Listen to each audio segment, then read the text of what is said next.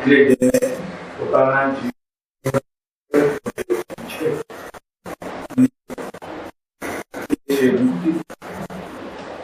જેને મુક્તિ કાંઈ ઓછું જોતું નથી એવો આત્માથી જીવ એનો સાચો મોક્ષ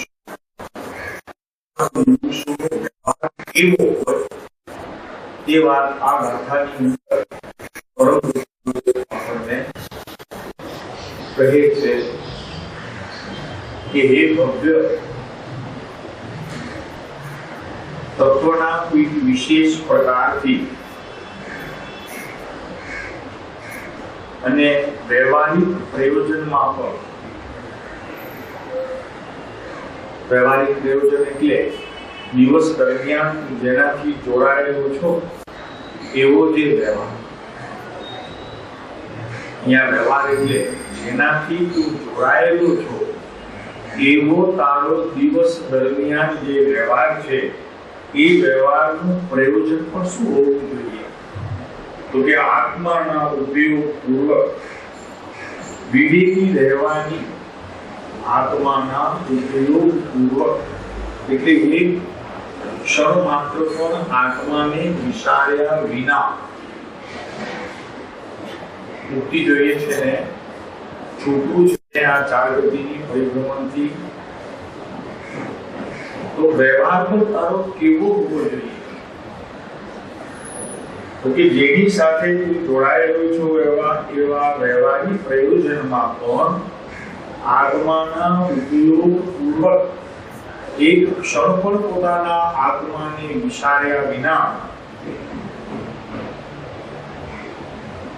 તો આજના દિવસમાં એવી રીતે વર્તજે કે આત્મા તે સત્ય છે અને નિરંતર એને લક્ષ્યમાં રાખવા માટે મેં પ્રતિજ્ઞા લીધી છે, ન લીધી હોય તો લેવાની છે.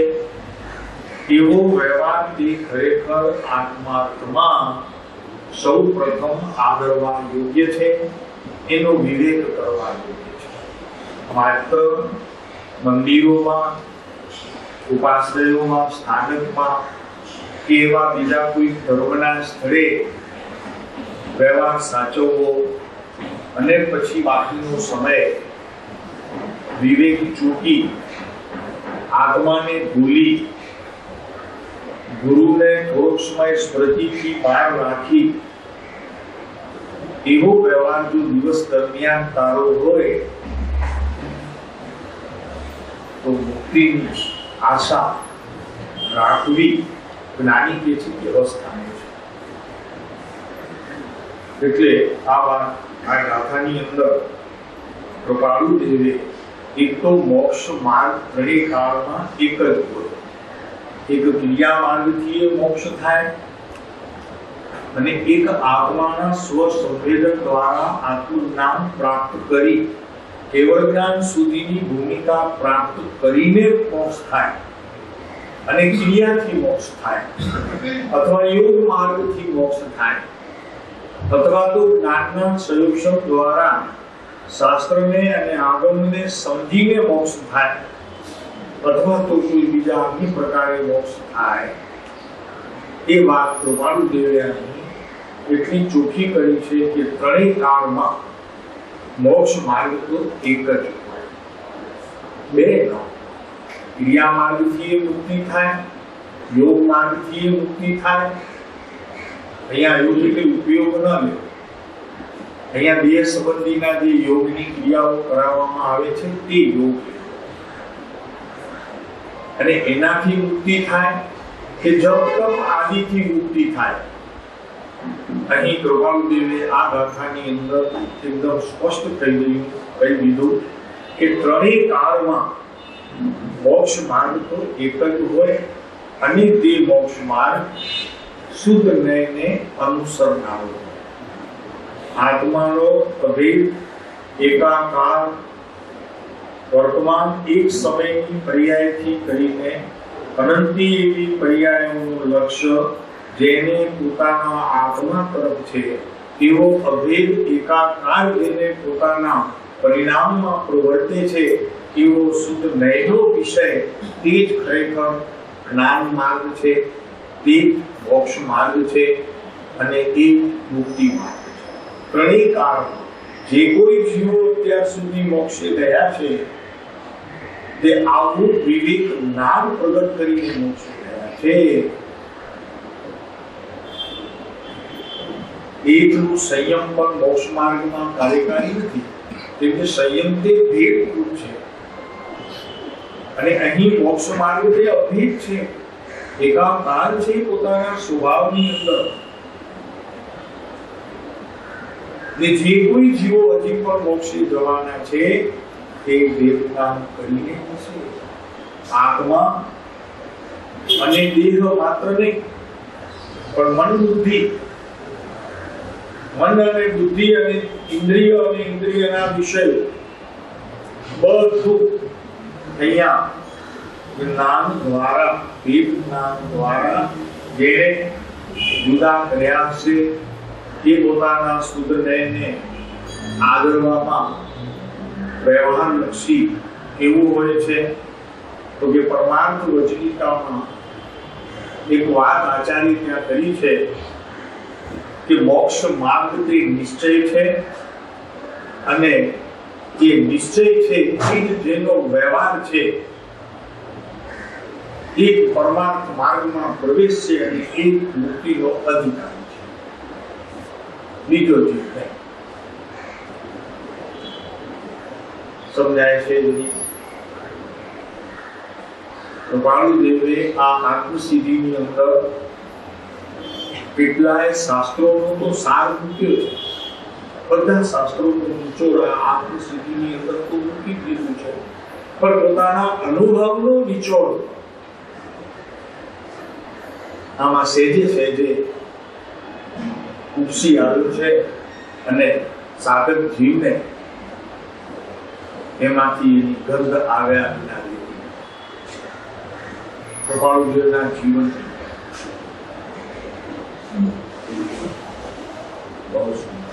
અતિ સુંદર. શું કહ્યું કે પરમાર્થ વચનિકાની અંદર અહીંયા કીધું ને કે પ્રેરે તે પરમાર્થને તે વ્યવહાર સંબંધ. બીજો વ્યવહાર પણ આદરવા યોગ્ય પણ નથી, જાણવા યોગ્ય પણ નથી અને કરવું એવું પણ એક જ વ્યવહાર આદરણીય છે કે જેમ પરમાર્થ વચનિકામાં કહ્યું કે જેને મોક્ષ માર્ગ નક્કી કરી લીધું છે કે મને મુક્તિ જોઈએ છે અને એને અનુસરતો શુદ્ધ નયનો વેપાર.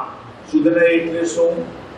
આત્માનો અભેદ એકાકાર સ્થિતિનું પ્રત્યેક સમયે વેદન અને કાં તો શ્રદ્ધામાં અને કાં તો તેના જ્ઞાન હોવું જોઈએ. પોતાના આત્મામાં આ શુદ્ધ નયના વેપારની પ્રત્યેક પળ હોવી જોઈએ, કાં તો પરિણમનરૂપ, કાં તો વેદનરૂપ અને નહીતર શ્રદ્ધા. જ્ઞાનરૂપ તો ખરું જ. એને અહીં વિતરાગ માર્ગની અંદર મોક્ષ માર્ગ કહેવામાં આવ્યો છે અને એ જ જીવ મોક્ષ માર્ગનો અધિકારી છે, બીજો નહીં.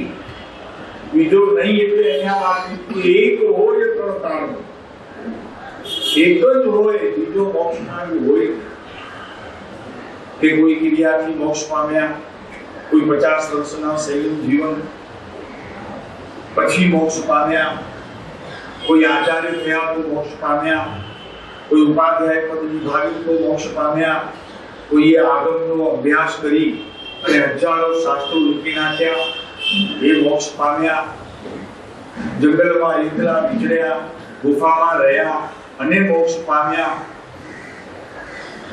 નહીં, એ રીતે આ તો બધા ભેદ અવસ્થાઓ છે. આપણી વાત ચાલતી હતી વ્યવહાર અને પરમાર્થના બે ભેદોના મૂળ. આપણે ત્યાં આવ્યા તો આપણે વ્યવહારના મૂળમાં પરમાત્મા પ્રત્યેની પ્રેમ ભક્તિ એ પ્રથમ ચરણ હોય. જેને મુક્તિ જોઈએ છે એને પોતાના જીવનું શાસ્ત્ર પ્રત્યે ભક્તિ હોય છે. અને એ ભક્તિ એટલે શબ્દરૂપ નહીં, માત્ર બોલરૂપ નહીં. એ ભક્તિનો પ્રકાર છે સમર્પણ, અર્પણતા. હું કાંઈ જાણતો નથી, મને કાંઈ જ ખબર નથી, પ્રભુ આપ જાણો તે કરું, આપ કહો તે કરું. એના સિવાય કોઈ વાત જ્ઞાનના સ્વરૂપની સત્ય મુમુક્ષુના મુખેથી નીકળે નહીં. એવું આ વ્યવહારનું પ્રથમ ચરણ તે આદરણીય છે. પરમાત્મા પ્રત્યે પ્રેમ ભક્તિ માત્ર એ પ્રભુના દોરા ભૂલી જાય, આત્મસિદ્ધિ ભૂલી જાય એમ નહીં. સાધન માર્ગ તો અનંત, પણ એને બોલવાનો ભાવ આવે, પણ સાથે એને આ આત્મસિદ્ધિમાં કહેલી પ્રત્યેક વાતનો વિવેક એ પ્રકારે હોય કે આ મારે આદરવું છે, અને એને આદરવા માટે મારો ત્રિકાળી આત્મતત્વ જે નિરંતર શુદ્ધને અનુસરનારો છે તેનો મને આશ્રય ગ્રહણ કરવો પડશે. આ એને પોતાના જ્ઞાનમાં એક સમય માત્ર પણ અભાવ સ્વભાવ નથી. નિરંતર આ ભાવ તો એને હોય જ. એટલે એક હોય ત્રણ કારણ. તો પહેલા આપણે વ્યવહારમાં ફરી જરા રિપીટ કરી દઈએ કે વ્યવહાર કેવો હોય. તો કે વ્યવહારનું પ્રથમ ચરણ છે દેવનું શાસ્ત્ર એટલે પરમાત્મા પ્રત્યે પ્રેમ ભક્તિ. બીજો હોય આપણે જોયો કે જીવ અને જગત પ્રત્યે આત્મીયતા ભરી સહન. કરુણા શબ્દ આપણા માટે યોગ્ય નથી, કેમ કે કરુણા તો જ્ઞાનીઓને, અને દયા શબ્દ જે છે એ પણ મુમુક્ષુ માટે અહીં યોગ્ય ન થતા એને આત્મીય ભરી સહાનુભૂતિ શબ્દ. બહુ સુંદર શબ્દ છે. મુમુક્ષુ, એક મુમુક્ષુ બીજા મુમુક્ષુ વચ્ચેનો વ્યવહાર આત્મીયતાનો છે. તો જગતના જીવ માત્ર પ્રત્યેનો વ્યવહાર આત્મીયતાનો. જીવ માત્ર જેટલા ચેતન પદાર્થો જીવની જગતની અંદર છે એવા અનંત જીવો બધા મારા મિત્ર છે, અને એના પ્રત્યે મને સહાનુભૂતિ છે, અને એવું જ મારું વર્તન છે પ્રાણી માત્ર પ્રત્યે. પછી એ વિજ્ઞાનથી કરી સ્થાવર પશુ હોય, પંચેન્દ્રિય મનુષ્ય હોય કે કોઈ પણ જીવ હોય, મારા પરિચયમાં આવેલો પ્રત્યેક જીવાત્મા પ્રત્યે મને આત્મીયતા ભરી સહાનુભૂતિ છે. એનો વ્યવહાર કેવો હોય? કોનો?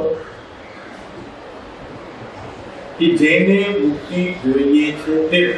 આ ગાથાની અંદર કૃપાળુ દેવે જે મોક્ષ માર્ગ બતાવ્યો છે એને અનુસરતો કોઈ પણ જીવાત્મા મુમુક્ષુ હોય અથવા તો વિસ્તારપૂર્વક કહીએ તો જીવ અને જગત પ્રત્યે એવી સહાનુભૂતિ હોય, આત્મીયતા હોય. એ આત્મા છે, હું પણ આત્મા છું, અમારી એક જાત છે. ત્રીજો બોલ એમ આવ્યો કે ભૌતિક જગત પ્રત્યે વિરક્તિ. જગતની અંદર જીવ છે તેના પ્રત્યે સહાનુભૂતિ, પણ જગતની અંદર રહેલા જે જળ પદાર્થો છે જેના પ્રત્યે મને આસક્તિ છે, એના પ્રત્યે રાગ છે, એના પ્રત્યે મોહ છે, પર પદાર્થોનો હજી મને ઘણો બધો વેપાર રહે છે અને એના પ્રત્યે આસક્તિ રહે છે, એવા ભૌતિક પદાર્થોમાં વિરક્તિ. આ સાચી વિરક્તિ. ઓલી વિરક્તિ તો લઈ સાધુપણાની, એમાં તો એ આવી જશે, પણ સૌથી પ્રથમ મોક્ષના અભિલાષી મુમુક્ષુને જગતના ભૌતિક પદાર્થો પ્રત્યેની વિરક્તિ. કોઈ પણ જગતનો એક પરમાણુ માત્ર પણ એના પ્રત્યે પણ પ્રીતિ નહીં, જરા બી પ્રેમ નહીં. દાગીના પ્રત્યે હોય એટલે એક વખત જળ પરમાણુ, દાગીનું જળ નહીં ને, દાગીનું પછી ઘરમાં દીકરા જેવો દાગીનો હોય તો એ જળ જે ચેતન. ભાઈ એ તો ચેતન છે, પણ એના પ્રત્યેનો જે મને આસક્તિ ભાવ જે છે એ તો જળ છે, તો જળ ભાવ છે. અને હું એના પર આસક્તિ રાખું છું એવો જે ભાવ છે તો અજ્ઞાન છે. એટલે અહીં બહુ સરસ વાત કૃપાળુદેવે 254 નંબરના પત્રની તો બધાને ખબર છે, અને એમાં મુમુક્ષુના 3 લક્ષણ પણ કયા છે. આ લોભની અલ્પ પણ પિતા સાહેબ લોભની તો નથી પણ ધર્મ જરાક રહી છે. એને શું કરે કે લોભને લોભ તરીકે રાખે ને ધર્મને જુદી જાય. એ વાત આપણે જોઈ. ચોથો બોલ એમ આવ્યો કે દેહ અને મનમાં, દેહ એટલે શરીર, મન એટલે બુદ્ધિ સાથેની ક્રિયા, એની ક્ષણિક જે અવસ્થાઓ થાય છે એનાથી પર જુદો અને પોતાના અવિનાશી શાશ્વત સ્વરૂપનું નિરંતર અનુસંધાનની ક્રિયા તે એનો વ્યવહાર. આવો વ્યવહાર મોક્ષાર્થીને જેને મુક્તિ જોઈએ છે તેને અહીંયા એને ખરેખર સંમત કર્યો છે, એને અહીં યોગ્ય વ્યવહાર કર્યો છે. પછી એ ભક્તિ ભલે ઓછી કરતો હોય, 3 કલાકના બદલામાં 1 કલાક પ્રભુની ભક્તિ કરતો હોય, પણ એની ભક્તિ એવી રીતે પ્રભુની ભક્તિ પોતાના હૃદયમાં, દેહમાં, મનમાં એવી રીતે ભરી પડી હોય કે એક સમય માત્ર પણ પોતાના ગુરુનું વિસ્મરણ નથી થતું. અને જ્યારે ગુરુનું વિસ્મરણ થવાનો પ્રસંગ આવે છે ત્યારે પોતાના આત્માની યાદ આવે ત્યારે બસ ત્યારે ગુરુની વિસ્મૃતિ રહે, બસ રહે હોય કરી. આવો 4 પ્રકારનો વ્યવહાર આપણે જોયો હતો. અને પછી પરમાર્થનો વ્યવહાર આપણે વિચાર્યો હતો કે આત્મા જ ઉપાદેય છે. પરમાર્થ જેને જોઈતો હોય, મુક્તિ જેને જોઈતી હોય, છૂટવું હોય સંસારથી, એને એકલો આત્મા ઉપાદેય છે. બીજો બોલ આવ્યો તો સત જ ઉપાદેય છે પરમાર્થ. સત આત્મા, અને આત્મા એક સત જુદા નથી, પણ સતને કેમ લીધું તો કે વસ્તુ વિશ્વની અંદર અત્યારે કોઈ ઉત્તમમાં ઉત્તમ હોય તો તે સત રૂપે રહેલો આત્મા છે. એમાં અસતનું કોઈ એક પડખું પણ સમાતું નથી, નથી કોઈ ક્રિયા બેસતી અને નથી કોઈ જૂઠ ચાલતું. આપણે ચલાવીએ જુદી વાત છે, પણ આત્મામાં એવો કોઈ જૂઠનો પ્રકાર પરિણમન રૂપ થઈ અને તમને 4 ગતિની પરિભ્રમણ દશામાં ફેરવે એવો આત્મામાં કોઈ ગુણ છે? કોઈ ગુણ નથી. એને અવગુણ કહેવાય.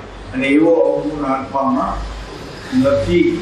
તારામાં છે, આપણામાં છે, પણ આત્મામાં નથી. એટલે એને સતનું સ્વરૂપ આપે. પછી જ્ઞાનને જોયું કે આ બધું ભેદ શા માટે? તો કે સમયનું આત્માનું જે પરિણમન છે તે જ્ઞાન સ્વરૂપ છે, અને જ્ઞાનથી આત્મા ઓળખાય છે. આમ આત્માને ઓળખવો કઠણ પડે, પણ નિરંતર જ્ઞાનનું પરિણમન જે જ્યાં પણ થઈ રહ્યું છે એનાથી જ્ઞાનને એટલે કે આત્માને ઓળખવું સહેલું છે. તો જેને આત્મા જોઈએ છે, પરમાર્થ જોઈએ છે, મુક્તિ જોઈએ છે, તેને અહીં જ્ઞાનમાં પ્રત્યેક પરિણમનના સ્વભાવની સાથે પોતાની કેટલો સંબંધ છે એની પણ જાણકારી હોવી જોઈએ.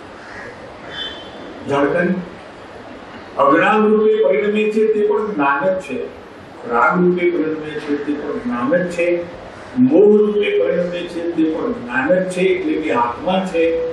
રાગ રૂપે પરિણમે છે તે પણ આત્મા છે, ક્રોધ રૂપે પરિણમે છે તે પણ આત્મા છે. તો એ આત્માનું જે પરિણમન છે એને તારા જ્ઞાન સાથે સંબંધ છે, કેમ કે આત્માનો મૂળ સ્વભાવ જોતા જ્ઞાન છે, અને એ જ્ઞાન ગુણની અંદર આત્માના અનંત ગુણો સમાયેલા છે. માટે એને પણ જાણવું જરૂરી છે. કોની જરૂરી છે? કે જેને મુક્તિ જોઈતી હોય, જેને સંસારથી છૂટવું હોય, એને માત્ર ભક્તિ કાર્યકારી નહીં થાય, માત્ર યાત્રા કાર્યકારી નહીં થાય, તપ અને જપ માત્ર કાર્યકારી નહીં થાય. અહીંયા માત્ર શબ્દ ઉપર વધુ છે. બધું આવશે ખરું, પણ આત્માને જાણ્યાની સિદ્ધિ વિના, એને લક્ષ્યમાં લીધા વિના સાચા દેવગુરુ શાસ્ત્રને પણ કદાચ તમે ન ઓળખી શકો તો અહીં પરમાર્થ વચનિકામાં એક શબ્દ છે કે દેવગુરુ શાસ્ત્ર પણ તમે ન ઓળખાય તો આશ્ચર્ય નહીં માનો. બસ માત્ર દેહથી ઓળખીશ, પ્રતિમાને પણ દેહથી ઓળખીશ અને શાસ્ત્રને માત્ર શબ્દોથી ઓળખીશ, પણ એનું વિશેષ ભાવરૂપે જે જ્ઞાન છે એ તને લક્ષ્યમાં નહીં આવે. માટે આપણે જ્ઞાન પછી દ્રષ્ટિનો વિષય પણ પરમાર્થમાં એટલું જ કારણરૂપ છે. એટલે તો ભગવાનદેવે આત્મસિદ્ધિની અંદર ગાથા મૂકી, જે દ્રષ્ટા છે દ્રષ્ટિનો અને જે જાણે છે રૂપ, અબાધ્ય અનુભવ તે રહે તે છે જીવ. જીવ સ્વરૂપની વ્યાખ્યા કરી કે બધાને જાણનારો તે આત્મા, કરનારો તે આત્મા નહીં. અને જે જાણનારો આત્મા છે તેને મને જાણવો, મારે જાણવો છે. એ આત્માને મારે જાણવો છે. એટલા માટે જાણવો છે કે મારું પ્રયોજન મુક્તિનું છે. મને આ સંસાર જોઈતો નથી, ખપતો નથી, ખપનું નથી, મારે છૂટવું છે. તો જેને છૂટવું છે તેને આવો જાણનારનો વિષય જે દ્રષ્ટિ, એને પણ સંપૂર્ણપણે પોતાના જ્ઞાનમાં એની દરેક વિધિ જાણવી પડે. કેમ કે જ્યારે આત્મા જાણે છે ત્યારે કાંઈ કરતો નથી, અને જ્યારે કંઈ કરે છે ત્યારે જાણતો નથી. આ બે પ્રકારની વિધિને પણ પોતાના વિવેક જ્ઞાન દ્વારા સમજણપૂર્વક જીવનમાં ઉતારવું છે. એ વાત આપણે કરી દ્રષ્ટિનો વિષય. પછી અદ્વૈત. અદ્વૈત જેમ આત્મા વિશ્વની અંદર એક જ એવો પદાર્થ છે કે કદી બે રૂપે રહ્યો નથી. દ્રવ્ય, ગુણ અને પર્યાય ત્રણ તો એની ભેદ અવસ્થાઓ છે, પણ પોતે હંમેશા એક રૂપે રહ્યો છે. કેમ કે એને પોતાના દ્રવ્યને અને એના ગુણોને અને એની પર્યાયોને એક રૂપ જ માન્યું છે. કોને? આત્મા. આ તો આત્મસિદ્ધિ છે, એને વિસ્તારપૂર્વક સમજે ત્યારે કંઈક પરમાર્થનો અને આત્માર્થને પોષણ કંઈક ક્રિયા થાય. કેમ કે અહીં આત્માને પોષણ આપવું છે. વ્યવહાર દ્વારા આત્માને એવી રીતે પોષણ આપવું છે કે જેથી કરીને એ આત્મા પોતાની મૂળ સ્થિતિમાં આવે અને મને અનુભૂતિ સ્વરૂપ થાય એવો શણગાર મારે સજાવવો છે. મારે આંગીનો શણગાર એવો સજાવવો છે. મારી આંગી આ છે, મારું કળશ આ છે, મારી ધર્મ ધ્વજા આ છે.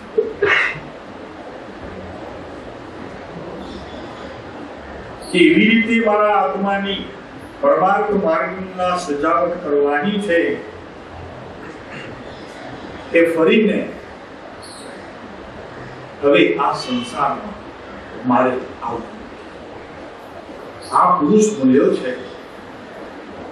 આવી સાદી ભાષામાં આગમોનો સાર કરી દીધો છે. ત્યારે વાંચીએ આપણે આગળ અને સમજીએ કે કેમ કે સંસ્કૃતમાં હોય, કા માગધીમાં હોય, કા અર્ધમાગધીમાં હોય, કેવી રીતે સમજાય આપણને. અને સમજાય તો ખરેખર ક્યારેક ઉલટું પકડાય. એના કરતા તો આ બહુ સરસ છે એકદમ, કે જ્યારે પણ એને હાથમાં લ્યો ત્યારે કોઈ પણ મત દર્શનના ભેદ વિના સર્વ આત્માથી મુમુક્ષુનું આ સાધક અને એનું આ સાધ્ય આપણને આપવું છે. સમજવાની વાત છે. તો આ આત્મસિદ્ધિની અંદર જે કઈ માલ ભર્યું છે એ આગમ પ્રમાણ છે. સંખ્યાત આચાર્યોએ કહેલી અને તીર્થંકર પરમાત્માઓએ અનંત કાળ સુધી આપેલો બોધ, અનંત તીર્થંકરો અનંત કાળ સુધી આપેલા બોધનો સંક્ષેપમાં જો સારમાં સાર હોય તો આ આત્મ તો આપણે ત્યાં જોયું શુદ્ધ અદ્વૈત, એકલો અદ્વૈત, બસ બીજો નહીં. મોક્ષ માર્ગ એક જ અદ્વૈત. ક્રિયાથી પણ થશે, થોડી તપ જપથી પણ થશે, થોડો કંઈક સંયમ લેશું તો એનાથી થશે, થોડું કંઈક ધ્યાન કરશું તો એનાથી થશે, કંઈક યોગની ક્રિયા શીખશું તો થશે. આ બધી ભેદની અવસ્થાઓ છે. અભેદ આત્મા એક જ આ બધાને જાણનારો છે. અને જાણનાર આત્મા કંઈક કરે એવી એમાં કોઈ વ્યવસ્થા ન તો તીર્થંકરોએ જોઈ છે, ન તો આ પંચમ કાળના કોઈ જ્ઞાનીઓએ જોઈ છે. તમને એમ કે કદાચ ચોથા કાળના જોઈ તો ચોથા કાળમાં ન તો કોઈ એવા જ્ઞાની આચાર્ય પરમાત્માઓએ જોઈ છે અને ન તો પંચમ કાળમાં થતા કોઈ જીવોએ જોઈ છે, જોશે પણ નહીં. કેમ કે ત્રણેય કાળમાં ભૂત, ભવિષ્ય ને વર્તમાન વાત તો એક જ છે. આપણે કીધું તો ગયા રવિવારે ચોથા કાળમાં ખીચડી તો મગની દાળ ને ચોખાની થાય અને પંચમ કાળમાં કઈ રીતિ ને કાકરાની થાય. એવું તો નથી થતું કોઈ.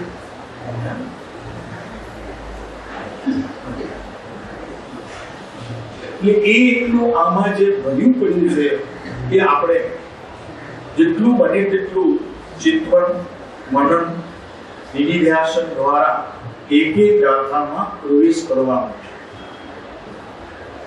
માત્ર શ્રવણ નહીં, માત્ર પઠન નહીં, ચિંતન નહીં, આપણને એમાં પ્રવેશ કરવો છે. એક એક ગાથામાં પ્રવેશ કરવો છે. એના ભાવમાં ડૂબકી લગાવવી છે.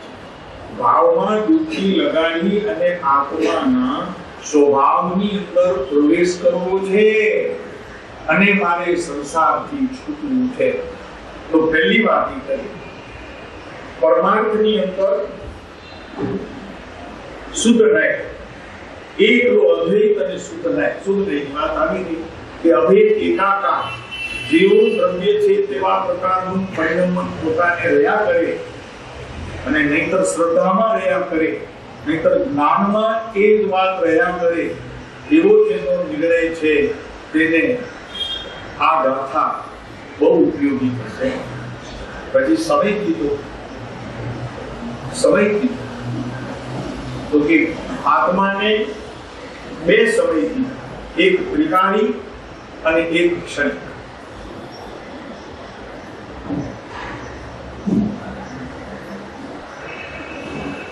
ક્ષણિક જે સમય છે તે પર્યાયમાં પરિણમતું છે અને જે ત્રિકાળી સમય છે કે જેને સમય જ કહેવામાં આવતો નથી. આત્માને કોઈ સમય જ નથી કે ત્રિકાળ છે, સદાય રહેવાનું છે.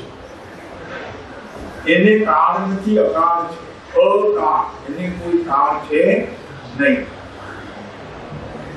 એવો બે ભેદ, એક ત્રિકાળ અને એક ક્ષણિક. ત્રિકાળ ઉપર દ્રષ્ટિ કરનારને એક સમયની પર્યાયનું જ્ઞાન થશે, પણ એક સમયની પર્યાયને નિરંતર જોવાથી એને ત્રિકાળ આત્મતત્વનું જ્ઞાન નહીં થાય. એ પરમાર્થમાં પ્રવેશ નહીં કરી શકે, એ વિતરાગ માર્ગમાં પ્રવેશ નહીં કરી શકે, એ અરિહંત અને અનંત જ્ઞાનીઓના માર્ગમાં પ્રવેશ નહીં કરી શકે. સ્પષ્ટ વાત છે. પછી 50 વર્ષનો સંયમ હોય કે એને 80 વર્ષનો સંયમ હોય, આ માર્ગમાં પ્રવેશ કરવો હોય તેને વિતરાગ માર્ગમાં, તો ત્રિકાળી એવું આત્મદ્રવ્ય જેને કોઈ કાળ નથી એવા સ્વભાવને ધરનારો, એ જેને દ્રષ્ટિના વિષયમાં અને એ જેને શુદ્ધ નયના વિષયમાં, એ જેને સતના વિષયમાં, એ જેને જ્ઞાનના વિષયમાં, એ ખરેખર શુદ્ધ નયના વિષયમાં, એ જ ખરેખર અદ્વૈત એવો આત્માના વિષયમાં જેને નિર્ણય કર્યો હશે તેને મુક્તિ માટે બહુ ફાંફા મારવા પડશે નહીં. તો સમય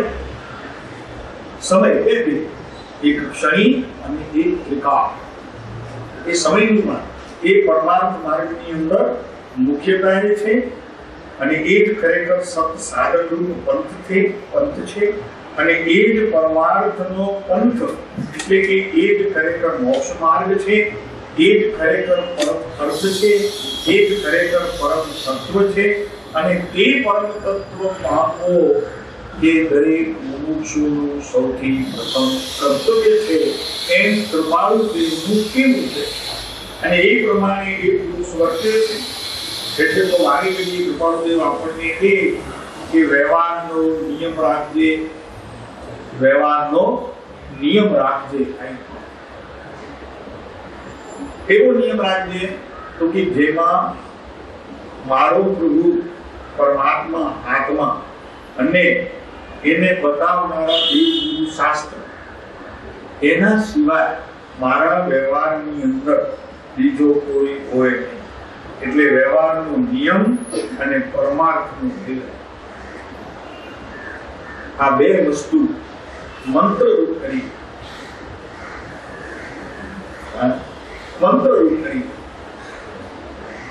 એમાં નવકાર આવી જશે. હરિહંસ સિદ્ધાચાર્ય ઉપાધ્યાય અને નિપદ આવી જશે. જેમ સહજાત્મ સ્વરૂપ પરમ ગુરુની અંદર બધા પાંચે પાંચ પદ સમાઈ ગયા છે. વિકલ્પ ઘણાને આવે, ઘણા પ્રશ્ન બી કરે તો કે સાહેબ નવકાર ગણીએ કે સહજાત્મ સ્વરૂપ? એટલું ભાઈ તમારે જે ગમતું હોય તો ગણો. એમાંથી બંનેમાં પાંચે પાંચ પદ સમાઈ જાય છે. સહજાત્મ સ્વરૂપમાં અર્યંત સમાય છે, સિદ્ધ સમાય છે અને પરમ ગુરુની અંદર અર્યંત આચાર્ય ઉપાધ્યાય અને સાધુ મુનિ ભગવાન સમાઈ જાય છે. એટલે કોઈ એમાં બીજો વિકલ્પ કરવા જેવો નથી. એમ અહીં વ્યવહારનો નિયમ અને પરમાર્થનો નિશ્ચય આ મંત્રરૂપ કરી દેજે પ્રભુ. જો તારે આ સંસારથી છૂટવું હોય, અવસર ઋણા છે. આ પંચમ કાળમાં તમે ચોથા કાળ જેવો પુરુષનો ભેટો થયો છે. એટલે તો ભગવાનજીને પોતે કીધું કે સર્વકાળમાં જન્મવાની ઈચ્છા તો રૂઢી હતી છે, પણ શું થાય? આ કાળમાં આવી ગયા તો વાની મારી કોયલ. આ બધા જીવોનું કંઈક હજુ કલ્યાણ થવાનું છે. અમારાથી લાખો જીવોનું આ પંચમ કાળની અંદર કલ્યાણ થવાનું છે. માટે અમને અહીં આવવું પડે. આવવાની ઈચ્છા તો સત્ય છે.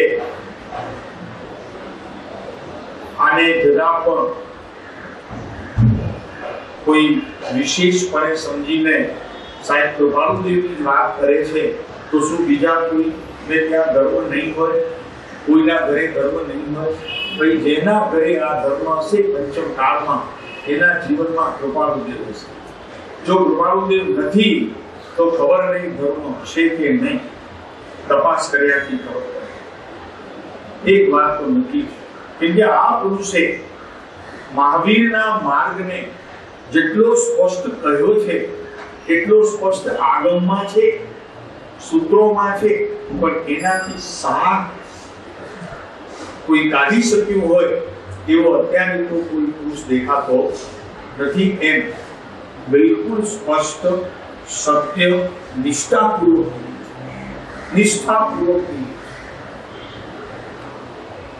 આનંદજી વગેરે થઈ ગયા. પણ તો સમય થઈ ગયો. હવે આપણી પાસે 100-125 વર્ષનો આ પુરાણો તો આ જ પુરુષ છે. એક એક વચન એમનું મુક્તિ તરફ લઈ જાય છે. અને કેટલી સ્પષ્ટતા, ક્યાંક આગલા શબ્દો પણ મારા પ્રભુએ વાપર્યા છે, પણ એ જગતના હિત માટે, એ સાધકોના હિત માટે અને આપણાથી કંઈક આગળ વધેલા હોય એમના માટે પણ ક્યાંક આગલા શબ્દો પરમ કૃપાળુદેવે જે પ્રયોગ કર્યો છે તો કરુણા નહીં કે કોઈ દ્વેષ ભાવ,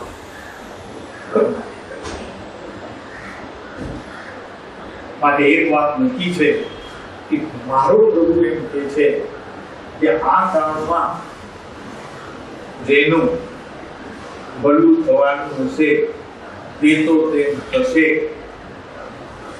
પણ બીજેથી નહીં. ટૂંકમાં એક શબ્દ મુકાઈ અમ થકી. આ વાત એકદમ આ પુરુષની સ્પષ્ટ છે. અમ થકી એટલે આ વચન જે નીકળ્યા છે એ અમ થકીનો અર્થ એ છે કે અમે જે મોક્ષ માર્ગને સ્પષ્ટ કરી અને જે બતાવીએ છીએ એ એવો માર્ગ છે કે જરાય એમાં ભેળસેળ. શાસ્ત્રની વાત અમે સ્પષ્ટ રીતે કહી દીધી છે અને માત્ર શાસ્ત્ર દ્વારા નહીં, અનુભવ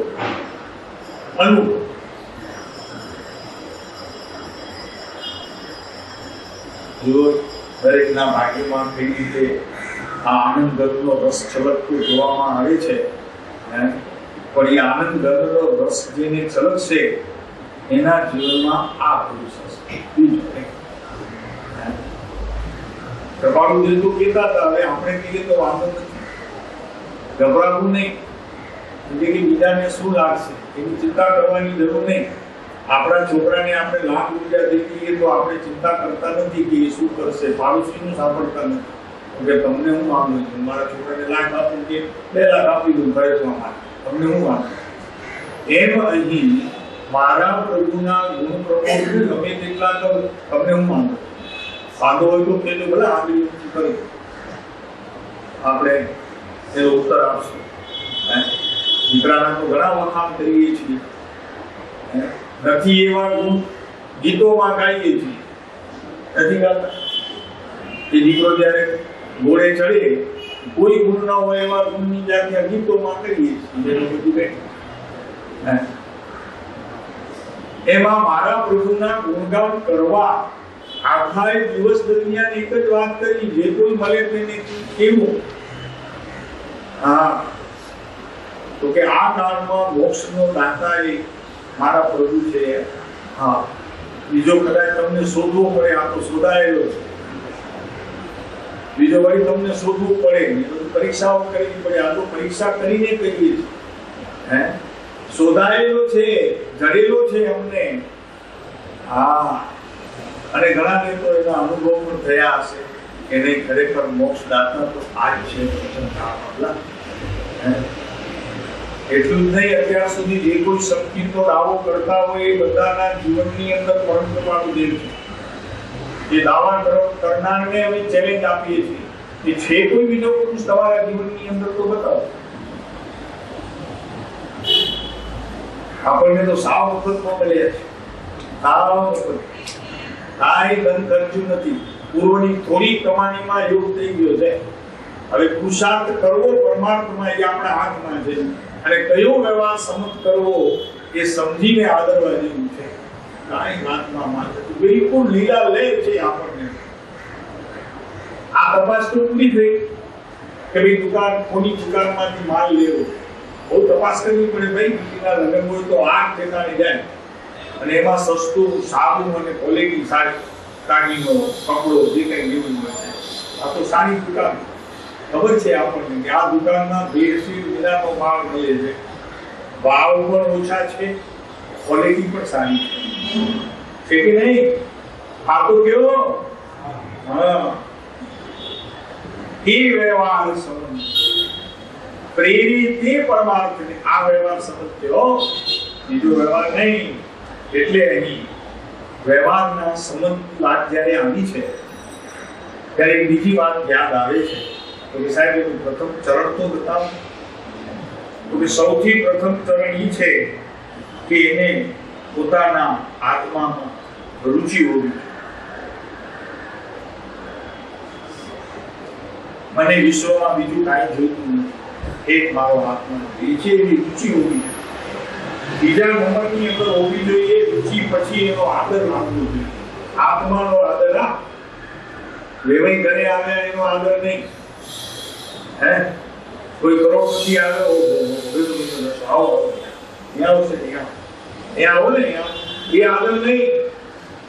આદર કરવા જેવો અને આદર રાખવા જેવો વિશ્વમાં એક જ પદાર્થ છે અને એ તારો આત્મા છે. એનો આદર કોઈ દિવસ કર્યો કે પ્રભુ સમય સમયનું મને ચેતવે, ખોટા કામ કરું એ પણ ચેતવે, સાચું કામ કરું એ પણ ચેતવે, આજે ભક્તિ નથી થઈ એની ચેતવણી આપે, આજે ભક્તિ કંઈક વિશેષ થઈ એની ચેતવણી આપે, આજે ભક્તિમાં કંઈક વિશેષ આનંદ આવ્યો એની તું વાત કરે. પ્રભુ બધી વાત કરનારો તું, તારો આદર નહીં પ્રભુ મને જાણનારને જાણ નહીં કહીએ કેવું. હવે આ તારું જ્ઞાન કેવું, એનો આદર કરવો. રુચિ પછી બીજા નંબરમાં આદર છે આત્માનો, અને આત્માનો આદર કરીશ તો તારા પ્રભુ એમાં આવી જશે. પરંતુ મારું જે એમાં બેઠા છે, ઓ તારા આત્મામાં બીજે ક્યાંય નથી. હા, તારું વ્યવહાર જરી આગળ પાછું થાય નહીં, કૃપાળુ દેવને યાદ કરીને સજાનંદ સ્વરૂપની માળા લઈને પ્રભુ એ ખોટું છે, તું અનીતિ કરે છે સાહેબ સાથે, એવી અનીતિ ન થાય. સંસારના કામોની, સુખની, સંપત્તિ માટે કે કાંઈ પણ વિડંબણાઓ માટે કે કાંઈ પણ બીજો એવો કોઈ આપણને આફત આવી હોય એના માટે સજાનંદ સ્વરૂપ પરમ ગુરુની માળા ગણવી તે ખરેખર અત્યંત દુઃખનું કારણ છે. વિચાર શું કરવું, નૌકાર ગણવી તો કે ના, નૌકાર ન ગણવી, સજાનંદ સ્વરૂપ પરમ ગુરુ પણ ન ગણવું. પોતાના આત્માને ઠપકો આપવો. મુલા પૂર્વે તે આ ભાવ કર્યા ત્યારે કાંતે ખ્યાલ ન રાખ્યો. હવે ભોગવીલા, ભોગવીને છૂટી જા. ના તું દેવગુરુ શાસ્ત્રને બોલાવે છે છોડવા માટે, પછી ભૂલી જઈ. હે બોલો છો પહેલા જયારે આ કર્મ કર્યું ત્યારે કેમ ખ્યાલ ન રાખ્યો, છૂટી કેમ ગયો, હવે ભોગવ. અને ભોગવતી વખતે જે કઈ વેદના થાય એ વેદનાનો એકલો તું સ્વામી થા. દેવગુરુ શાસ્ત્રને ભેગો ન લે. બધા બીજા હોય તો કાફી વેદની ઓછી થાય કે નહીં, કે પટલે ગુંડા. હે તો દેવગુરુ શાસ્ત્ર એટલા માટે છે તારા, હે કે આત્માની મોજ માટે છે, કે તારું દુઃખ વેદાય એટલા માટે તું એને યાદ કરે છે કે પ્રભુ પી લઈને તું તો કે સાહેબ સજાત્મ સ્વરૂપ બોલું છું ને ત્યારે તું સાતા રહે. ક્રિયા ખોટી છે તારી, જે વ્યવહાર સમજ નથી તો સાહેબ પછી તો શું કરવું. વાત આકરી છે ભાઈ, વાત ખતમ. ત્યારે તારા આત્માને યાદ કર, અને એ આત્માને યાદ કરનાર અને તારા ભાગ્યમાં જો ત્યારે કૃપાળુ દેવ હાજર થવાના હશે એવું તારો પુણ્ય જો તે ભેગું કર્યું હશે તો એ પુરુષ બોલાવ્યા વગર આવશે. સાચી રીત છે, પણ દુઃખના વખતે તું એમને બોલાવી લે, હે પ્રભુ એ તો ઠીક નથી વ્યવહાર. એ વ્યવહાર તો અહીંયા મોક્ષ માર્ગમાં સંમત પણ નથી. હા શું કરશું ગોપાલજીભાઈ, હોસ્પિટલના બિછાને પડ્યો છે, ઓપરેશન મોટું થયું છે, પીડા બહુ છે, સજા જવાવાળાએ સલાહ આપે તો સજા પરમગુરુની માળા કરો એમ તો બધું ઓછું થાય. ઠીક ભાઈલા, એ વ્યવહાર સંમત નથી, અહીંયા ના પાડે છે શાસ્ત્રમાં, એ વ્યવહાર સંમત નહીં. ભોગવતું અને આત્માની નીંદ તારા આત્માની નીંદ તો કે પૂર્વે કર્યું ત્યારે ઉપયોગ ન રાખ્યો, હવે આવ્યો છે ઉદય તો એને તું શાંતિથી ભોગવ ને ભાઈ. શાંતિથી ભોગવ, આત્માને યાદ કર, થોડું નીંદ એને, ને હવે પછી એવું નક્કી કર, પ્રત્યાખ્યાન લઈને પ્રાયશ્ચિત કર, પ્રતિક્રમણ કર કે હવે ફરીને બીજી એવી ભૂલ નહીં કરું કે જેથી કરીને આ આવેલા આકરા ઉદયને મારે ફરી પાછા ભોગવવા પડે એવું કોઈ કાર્ય નહીં કરું. આ જ્ઞાનીઓની શીખ છે, આ આગમ પ્રમાણ છે, એ વિતરાગ માર્ગની દેન છે. કઈ રીતે સમજે છે પ્રભુએ તો અહીં કહે છે, સમયની વાત પૂરી કરી પછી હવે બીજો એમાં ભાવ એ નીકળે છે આ ગાથાની અંદર બોલ કે તો મોક્ષ માર્ગ ત્રણેય કાળમાં એક તો એને અનુસરતો જે મોક્ષ માર્ગ છે એ લે કેમ कि आ ग्रंथમાં બીજો શું લીધે સમજાણો કે જો મોક્ષ માર્ગ મોક્ષ એક છે, એક જ મોક્ષ માર્ગે જવાય છે તો એને આગળના બે રસ્તા કેમ હોય? એક ત્રીજો બોલી નીકળે છે કે પરમાર્થને કયો વ્યવહાર સંમત છે? તો કે જીન પ્રવચનની અંદર નિશ્ચય અને વ્યવહાર એ બંનેને નિરૂપણ તો કર્યા છે, માન્ય તો કર્યા છે, એનું રોપણ કર્યું છે, બંનેને માન્ય કર્યા છે. નિશ્ચયને પણ માન્ય કર્યો છે, એક વ્યવહારને પણ બંને માન્ય કર્યા છે. પણ તે સમયે તારા જ્ઞાનમાં ઉપાદેય શું છે? તો ત્યારે નિશ્ચય ઉપાદેય નથી અને વ્યવહાર પણ ઉપાદેય નથી, એક આત્મા.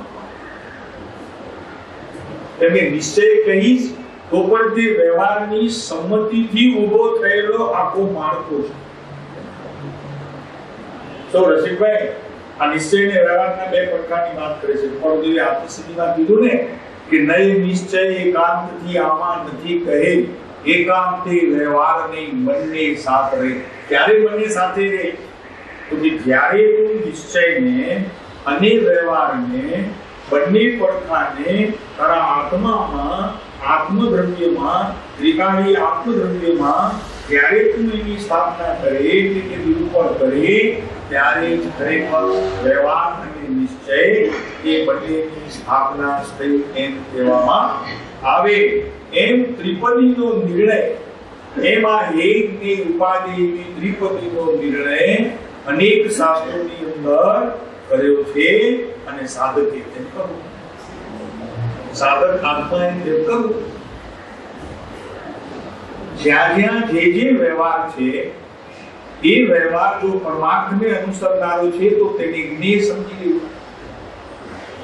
અને એવો કોઈ વ્યવહાર હોય કે જેમાં આત્મા નથી, માત્ર આવરેલો પ્રયોજનવાન છે, જાણેલો પ્રયોજનવાન છે, તો તેને એ સમજી લેવું. અને બંને સમયની ક્રિયામાં આત્મા જ ઉપાદેય છે એવું જ્ઞાનની જાગૃતિનું કાર્ય સૌપ્રથમ મુખ્ય રાખવું.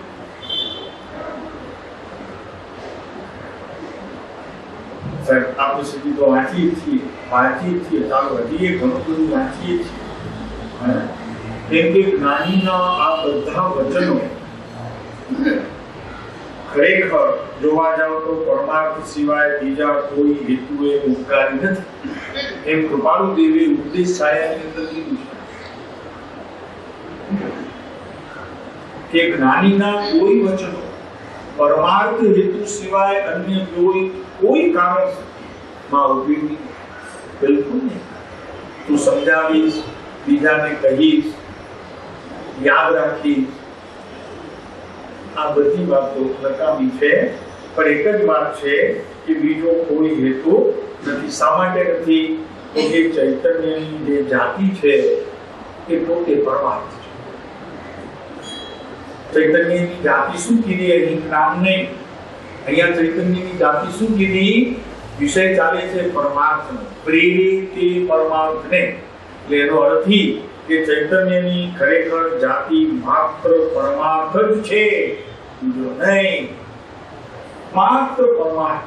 પરમાર્થની તો વાત આપણે કરી હતી કે પરમાર્થ છે તે જ પદ છે આત્માનો, અને આત્માનો જે પદ છે તે જ પદાર્થ છે, અને તે પદાર્થ છે તે જ અર્થ છે, નામ પ્રયોજન છે, અને તે જ ખરેખર આદરવા યોગ્ય છે. બીજો તો કોઈ આદરવા યોગ્ય નથી.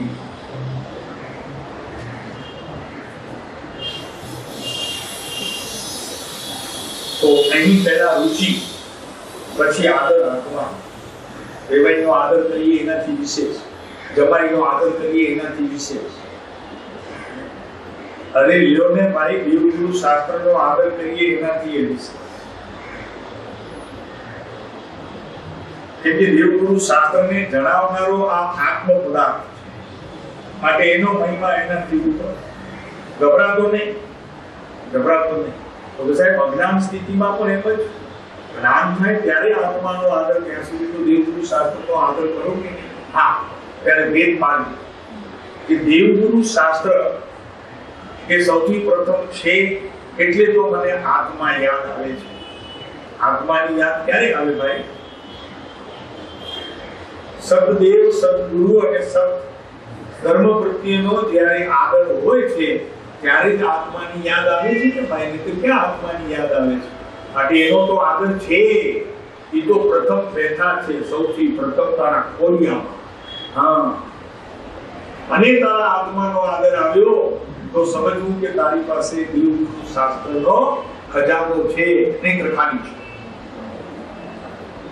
દેવગુરુ શાસ્ત્રને યાદ કરી આત્મા પ્રત્યેનો આદર અને સન્માન ન થાય તો સમજ કે દેવગુરુ શાસ્ત્ર તારામાં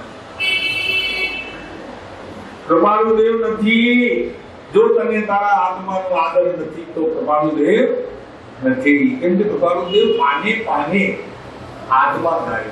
રે આત્મ તારો શીઘ્ર એને ઓળખો. નથી તો અમને ઓળખો. કૃપાળુ દેવ પોતાને ઓળખવા નથી, શીઘ્ર એને ઓળખો, આત્માને. સર્વાત્મા સમદ્રષ્ટિયો આ વચનને કાગળ લખો. કાગળમાં લખી ચિઠ્ઠી પોતાના ખિસ્સામાં મૂકી દો. મારે ઘણી વાત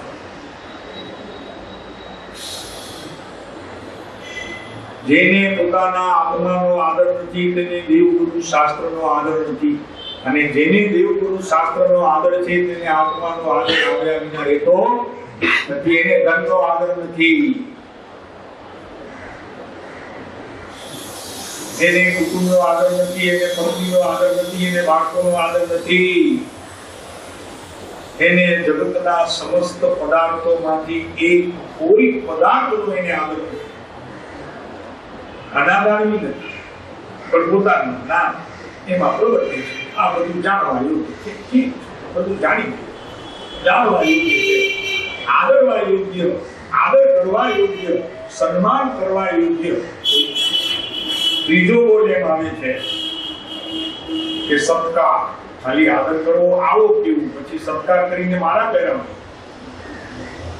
કરીએ છીએ ને બધું વ્યવહાર. આવો એ કહીએ છીએ આદર થયો. ખુરશી ઉપર બેસાડીએ છીએ આદર થયો.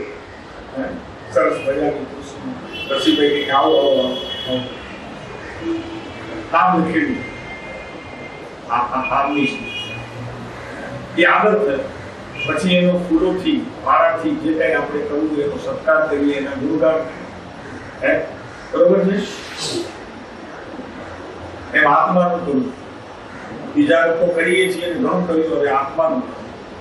કેમ આત્માનું કરવું સાહેબ? હજી દર્શન નથી આપતું તો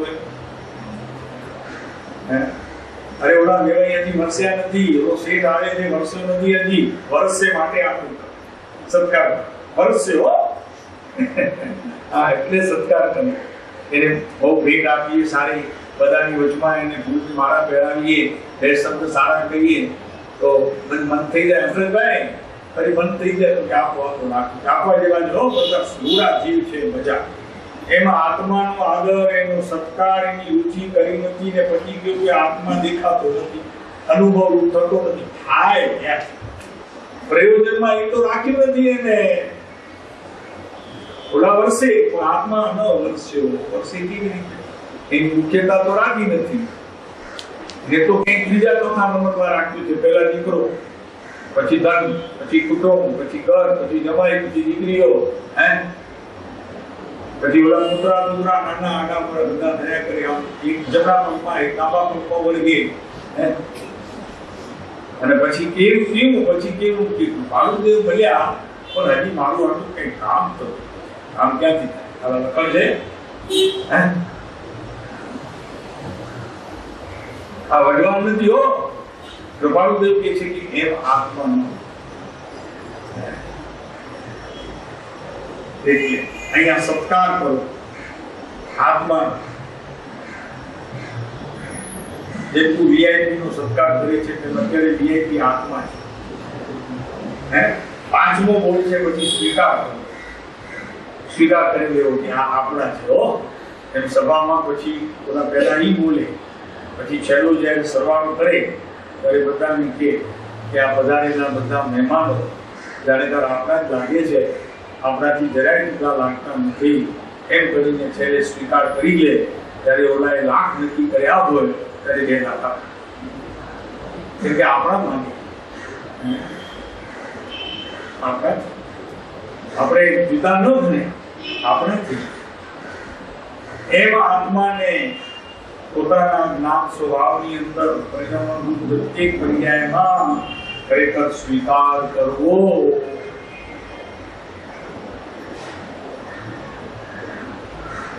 નાના બાળકને અત્યારે માન જોઈએ છે, ખબર છે તમને? એને કઈ બોલાવવું નહીં તો આગળ પૂછેડી ગઈ અત્યારે તરત રીસ કરીને બેઠો શું થયું દાદી છે ફરી એને મનાવવું પડે. એટલે આ તો આત્મા અનંતકાળથી તમે પ્રયત્ન નથી કર્યો, એને ન તો માન આપ્યું છે, ન તો એનો સત્કાર કર્યો છે, ન તો એનો સ્વીકાર કર્યો છે, ન એના તરફની રુચિ કરી. અરે કેમ મળે, કેમ કૃપાળુદેવ મળે, અનંતકાળમાં એવા બીજા ઘણા કેવડીઓ મળ્યા, પણ આત્માનું સન્માન, એનો સ્વીકાર, એનો આદર, એની રુચિ નથી થઈ. એક ક્ષણ માત્ર નહીં તો વાતમાં શું મારું છે? આટલું જેને માન આપો, પથ્થર જેવો માણસો એ પીગળી પડે. પીગળે તો નહીં, શું લાગે છે પ્રવીણભાઈ? પીગળી પડે કે નહીં? તરત જેને સ્ટેજ ઉપર આવું માનપાન આપો, ભરાઈ જાય બિચારો હૃદયથી. બોલવું હોય લાગે આવી જાય, કરો આપે લખી લે. ગ્રાહ છે મારી પાસે, ભગવાન આપે. એમ અહીંયા આત્મા વર્ષે એ વર્ષ્યો જ નથી, કેમ કે આ દુનિયામાંથી પાસ થયા વર્ષે નહીં. અરે ભાઈ, અમુક લોકો તો પહેલી વરસાદને વધાવે છે, મોસમની પહેલી વરસાદને તો ગુલાલ અને કંકુથી વધાવે છે અને પોતે ભીંજાય, એ પાણીથી પોતે ભીંજાય ગયા, પાણી એની પૂજા કરે પ્રથમ વરસાદ. આપણે કંઈક વાણિયા ખરા ભીંગરા બહુ જલ્દી કોઈને આદર આપવું હોય તો બે વખત વિચાર કરી કે તો કૃપાળુદેવે કીધું કે વાણિયાથી ચેતતા રહેજો ભલા નહીં.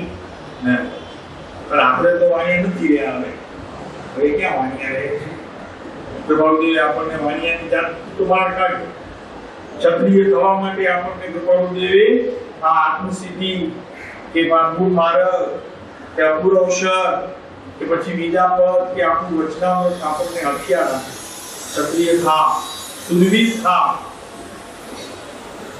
જે તો કૃપાળુદેવનું એક બોલ નથી બજાર, કારુણ્ય વૃત્તિ કરતા પ્રથમ જીત ચૈતન્ય પ્રતિમા થા. સીધા ભગવાને તો કૃપાળુદેવ તો તને જૈન પ્રતિમા થવા માટે બતાવી દીધું કે પહેલા ઈ થા, પછી કરુણા વર્ષવાની છે તારા ક્યાં જવાની? ચૈતન્ય જીત પ્રતિમા થા. તો બધા હજી તો મનુષ્યના ઠેકાણા ભલે નથી, જ્ઞાનમાં શ્રદ્ધામાં નામ અને શ્રદ્ધામાં બની રાખ. આ વાત કે હું ચૈતન્ય જીત પ્રતિમા છું, મારામાં ને જીત રીતોમાં ફેર છે તો વ્યક્ત અવ્યક્ત નથી, બીજો ફેર એમણે વ્યક્ત કર્યો છે, મારે વ્યક્ત કરવાનો છે. સાચું ઠીક છે. અને પછી પાંચમું છે આચરણ. હવે આ ચાર બોલ જે પોતાના જીવનની અંદર સ્થિર થયા તો આચરણ આવવાનું છે. એટલે બધી બીજી સરસ રીતે તમારી રીતે ત્યાં કઈ ઓલાને જેને સ્ટેજ ઉપર બોલાવ્યો હોય તેના ગુણગાન જ કરવાના હોય, અવગુણ નથી કરતા. તો જે ગુણગાન કરીએ છીએ એ છે આચરણ. આ ભાઈ તો 6 ઠેકાણે બીજું પ્રેસિડેન્ટ છે, 7 ઠેકાણે તો ટ્રસ્ટી છે.